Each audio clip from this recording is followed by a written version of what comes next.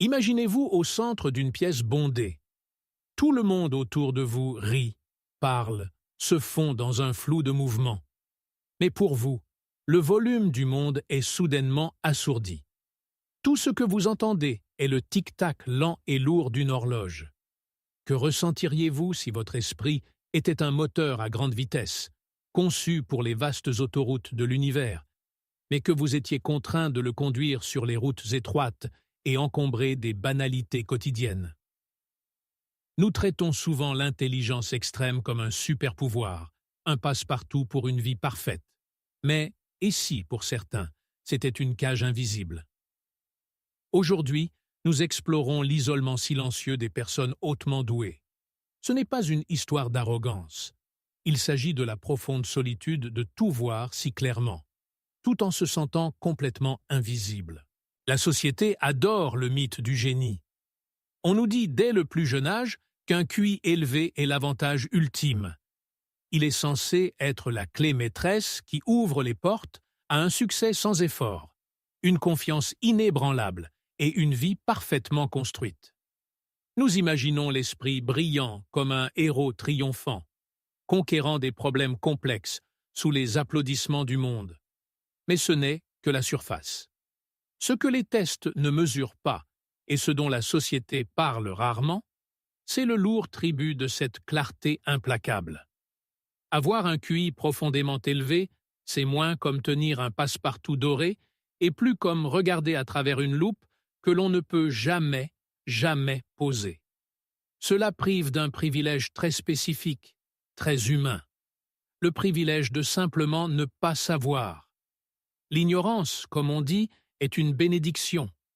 Elle nous permet de passer outre les minuscules défauts de nos relations, les contradictions de notre culture et les fragiles illusions qui font que la vie quotidienne se déroule sans accroc. Pour l'esprit hyper-intelligent, ces illusions sont entièrement transparentes. Le monde devient intensément, parfois cruellement, vivant. Vous percevez les motifs cachés derrière une blague anodine. Vous remarquez les défaillances systémiques que personne d'autre ne veut admettre. Vous traitez le poids d'une conversation avant même que l'autre personne n'ait terminé sa phrase. Vous voyez tout. Et parce que vous voyez tout, le fossé entre vous et les autres s'élargit, vous laissant entièrement éveillé dans un monde qui semble somnambulé. Pour comprendre cet isolement, nous devons observer comment notre monde est réellement construit. Tout ce qui nous entoure, de la structure de nos salles de classe aux règles tacites de l'étiquette sociale, est conçu pour le centre de la courbe de Gauss. Les systèmes sont adaptés à la majorité, et logiquement, cela a parfaitement du sens. Mais si vos capacités cognitives se situent aux confins absolus de cette courbe statistique, vous êtes essentiellement né dans un monde qui n'a jamais été programmé pour vous. Ce profond décalage commence presque toujours dès l'enfance. Nous avons tendance à imaginer les enfants surdoués comme des prodiges heureux, levant la main sans effort en classe. Mais la réalité intérieure est souvent beaucoup plus silencieuse et considérablement plus isolante. Très tôt, ces individus réalisent qu'ils sont fondamentalement désynchronisés. Ils posent des questions existentielles qui mettent les adultes très mal à l'aise. Ils s'obsèdent par l'immensité de l'univers ou le concept d'infini, tandis que leur père joue dans le bac à sable. Au lieu d'être véritablement compris, on leur colle rapidement des étiquettes pour les rendre plus faciles à digérer. On les appelle de vieilles âmes, ou pire, ils sont qualifiés d'étranges, de maladroits ou simplement de trop intenses. Ils apprennent, souvent par un rejet silencieux, que leur façon naturelle de penser est une perturbation de la norme. En devenant adultes, cette friction devient la plus douloureuse dans notre communication quotidienne. La connexion humaine quotidienne repose fortement sur les banalités. Nous nous lions autour de la météo, des routines du week-end et des potins occasionnels. Mais pour un esprit qui reconnaît constamment des schémas complexes et qui a soif de concepts profonds de niveau macro, les banalités ne sont pas seulement ennuyeuses. C'est activement épuisant. C'est comme essayer de respirer à travers une paille microscopique. Ils veulent désespérément plonger dans les courants lourds de la philosophie, de la nature humaine ou des structures cachées de la société. Mais au lieu de cela, ils se retrouvent forcés de faire du surplace dans le petit bassin. Ils se tiennent là, souriant et hochant la tête en signe d'accord poli, tandis que leur esprit hurle d'explorer les profondeurs. Pour vraiment comprendre cette profonde lassitude, nous devons nous pencher sur la réalité physique d'un cerveau surdoué. On nous a appris à imaginer l'intellect élevé comme une machine froide et calculatrice, complètement détachée de l'émotion. Mais la vérité est tout le contraire. Le psychologue polonais Kazimierz Dabrowski a identifié un cadre psychologique qu'il a appelé les surexcitabilités. Cette théorie explique que le système nerveux d'une personne très intelligente est littéralement câblé pour réagir plus intensément aux stimuli. C'est essentiellement un système d'exploitation dépourvu de ses filtres standards. Ils ne pensent pas seulement plus vite.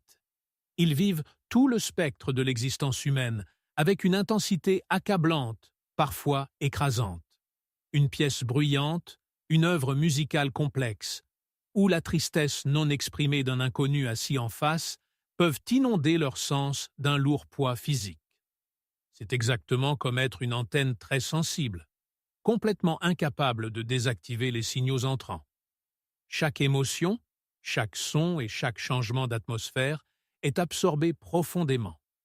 Ce traitement constant et involontaire des données sensorielles et émotionnelles les laisse perpétuellement épuisés, bien avant que la journée ne soit terminée.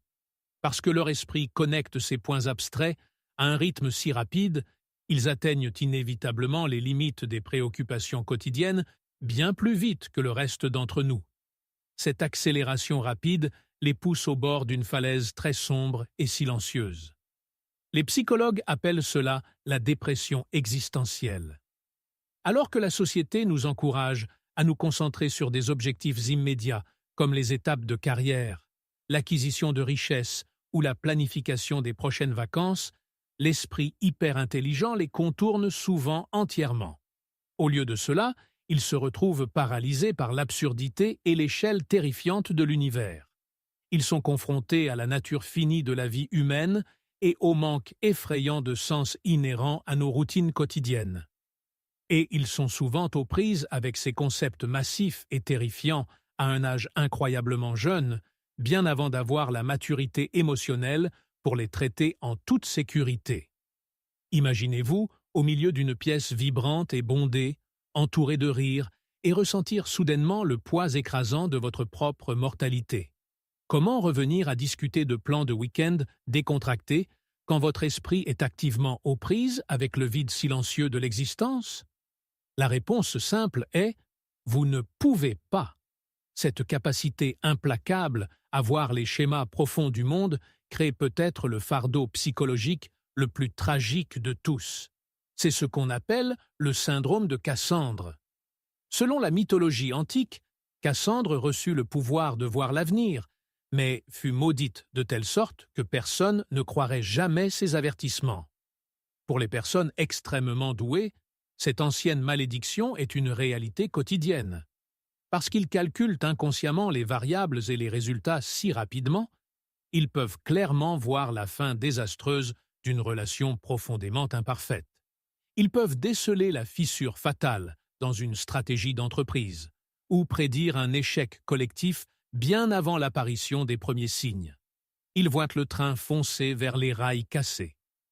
Naturellement, par profonde sollicitude, ils essaient d'avertir les personnes qu'ils aiment. Ils essaient de sonner l'alarme. Mais quand ils s'expriment, ils sont presque toujours accueillis par des regards vides ou une résistance active. Ils sont rapidement rejetés comme des personnes qui réfléchissent trop. Les gens leur disent qu'ils sont trop négatifs, trop anxieux ou trop contrôlants. Et ainsi, ils sont contraints de rester là, entièrement impuissants, observant la tragédie exacte qu'ils avaient prédite se dérouler précisément comme ils l'avaient annoncé. Le chagrin répété de dire la vérité et d'être rejeté finit par briser leur esprit. L'épuisement pur d'essayer de sauver un monde qui refuse d'écouter les pousse au point de rupture. Ils réalisent que leur clarté n'est pas un don à partager, mais un lourd secret à garder. Cette prise de conscience les pousse à un choix silencieux et désespéré pour leur propre survie mentale. Cela nous amène à un paradoxe profondément tragique. À mesure que la capacité cognitive augmente, la probabilité statistique de trouver une connexion authentique et sans effort diminue drastiquement. On pourrait penser qu'un esprit brillant pourrait facilement naviguer les dynamiques sociales. Mais au lieu de cela, il se retrouve bloqué sur une île intellectuelle isolée. Suite à l'épuisement constant du syndrome de Cassandre, une personne hautement douée apprend rapidement une nouvelle tactique de survie. Ils apprennent l'art épuisant de se simplifier. Parce qu'ils savent que partager leurs perspectives vraies et complexes ne mène qu'à des conflits ou à l'aliénation, ils choisissent activement de se rétrécir. Ils mettent un masque social juste pour survivre à la journée. Ils forcent des rires polis à des blagues qu'ils ont vues venir de loin. Ils acquiescent à des observations superficielles, ravalant soigneusement leurs intuitions plus profondes pour ne pas intimider ou offenser les gens autour d'eux. Mais porter un masque fondamentalement trop petit pour votre esprit est étouffant. La performance quotidienne de faire semblant d'être moins que ce que l'on est exige une quantité massive d'énergie psychologique. Finalement, le coût émotionnel de cette suppression constante conduit à un épuisement sévère et invisible. Et c'est là que nous revenons à l'image du tout début. Cette silhouette silencieuse, immobile au milieu d'une foule bruyante et en mouvement. Lorsqu'une personne très intelligente choisit finalement l'auto-isolement, c'est presque toujours mal compris. La société perçoit leur retrait silencieux comme de la pure arrogance.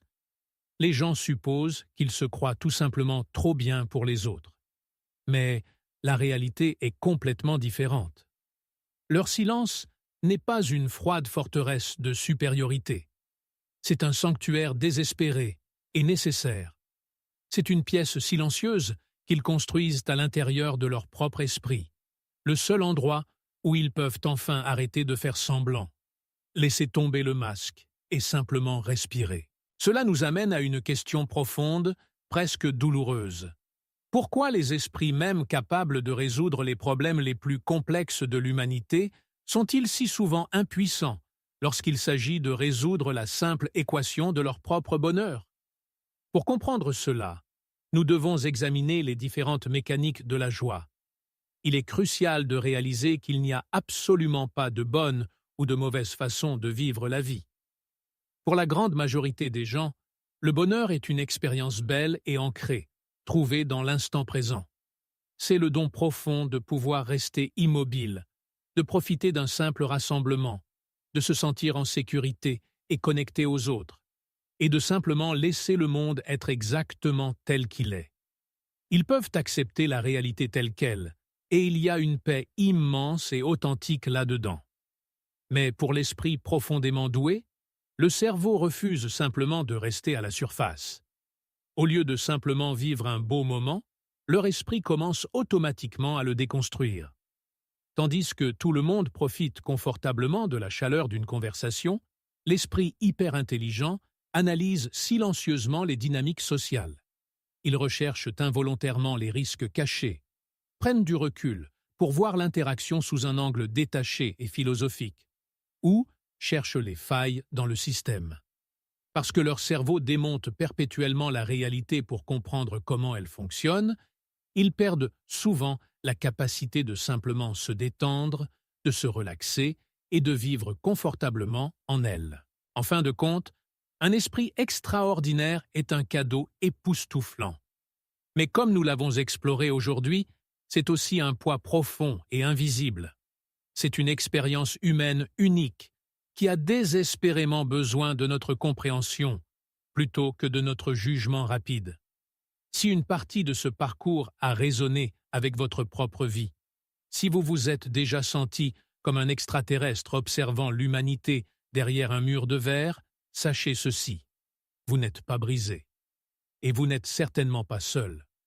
Choisir de prendre du recul par rapport au bruit n'est pas un échec social. Ce n'est pas un signe de défaite. Embrasser votre espace tranquille est simplement la façon dont vous protégez votre paix. Il est tout à fait acceptable d'arrêter de vous forcer dans des espaces qui sont simplement trop petits pour votre esprit. Avant de partir, je veux entendre votre histoire.